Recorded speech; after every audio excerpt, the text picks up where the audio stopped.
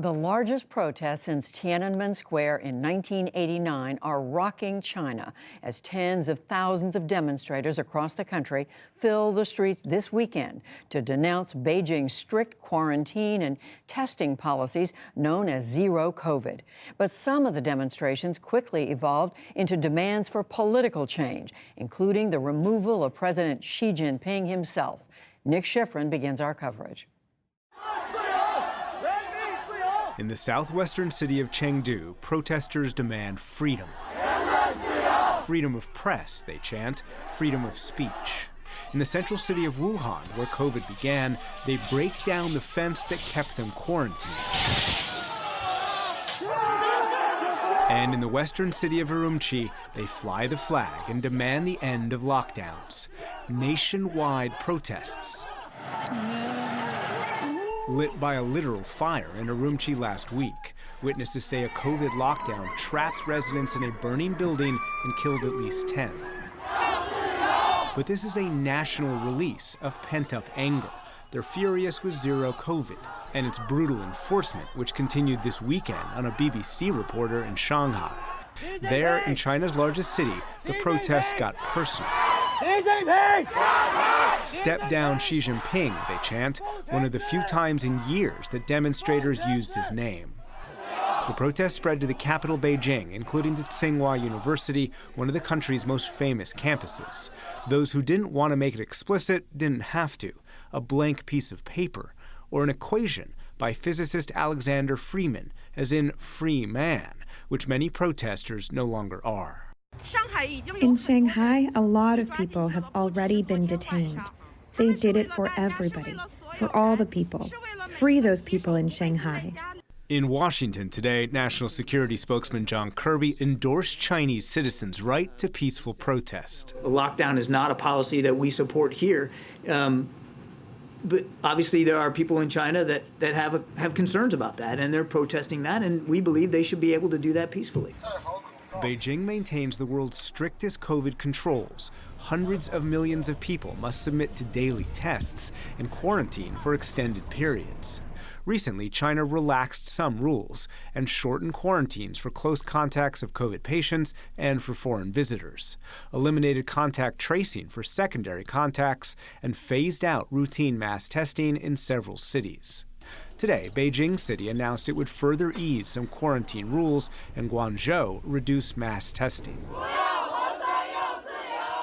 But today, Chinese authorities defended Zero COVID and denied that national unrest threatened the policy.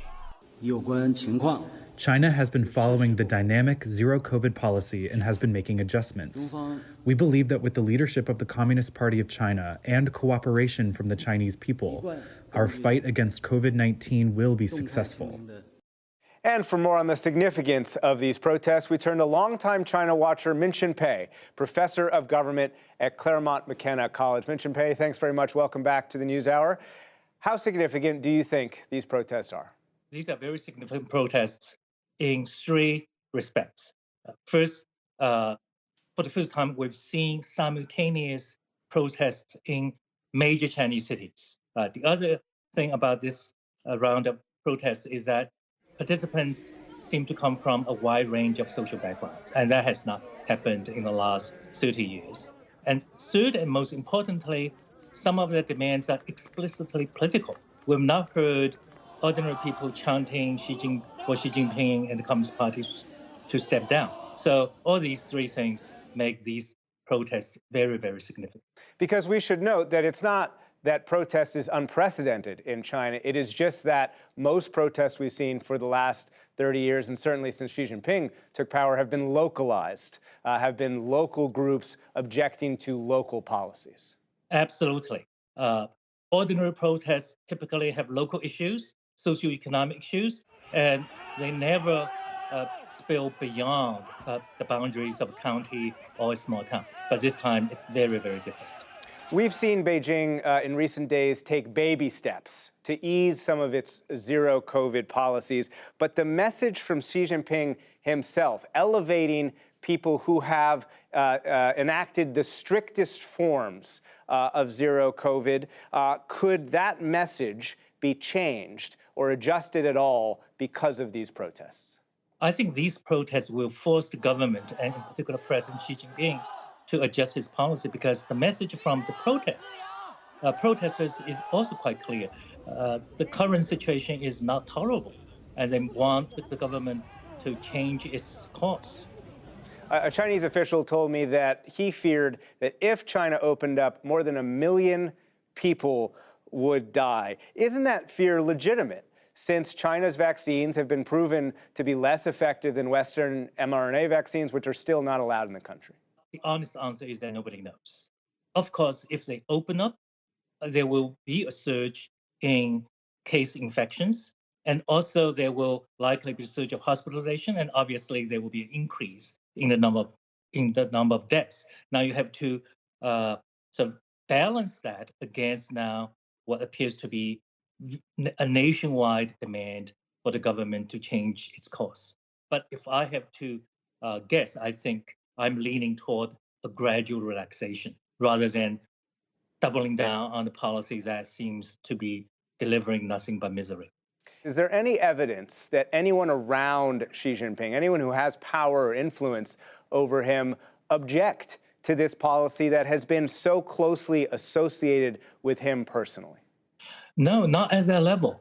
I think at the very top level, President Xi has a group of colleagues that he personally trusts, and those colleagues will back his policy no matter what. I think what the Chinese leadership probably worries a lot more about is local officials, because local officials are on the front line of enforcing zero COVID. And these people are human beings too. So they are tired, they're frustrated, and probably they would like to have a course correction as well. And zero COVID hasn't only caused social protests, it's depressed growth. China's growing at the second slowest rate in 46 years. What does it say about Xi Jinping that he appears to be prioritizing zero COVID over economic growth? Well, I think at some point he has to balance zero COVID with economic losses. So if you do a back of the envelope calculation, China has lost about 2% of GDP in terms of growth, and that comes down to about at least $350 billion. So that's a very big number, and that affects employment, that affects government expenditures. But he has made the decision toward loyalty and toward control over growth in the past, hasn't he? Oh, yes, but I think when he made those decisions, the economic costs were not that obvious. Today, the costs are undeniable, and these costs are mounting. So as China's leader, now it's his third term, he will not look at what is happening now. He has to look at what is going to happen in the next 5 years. So making a cost shift might be the smartest thing to do than sticking with a very costly policy. Min-Chin Pei, thank you very much. You're welcome.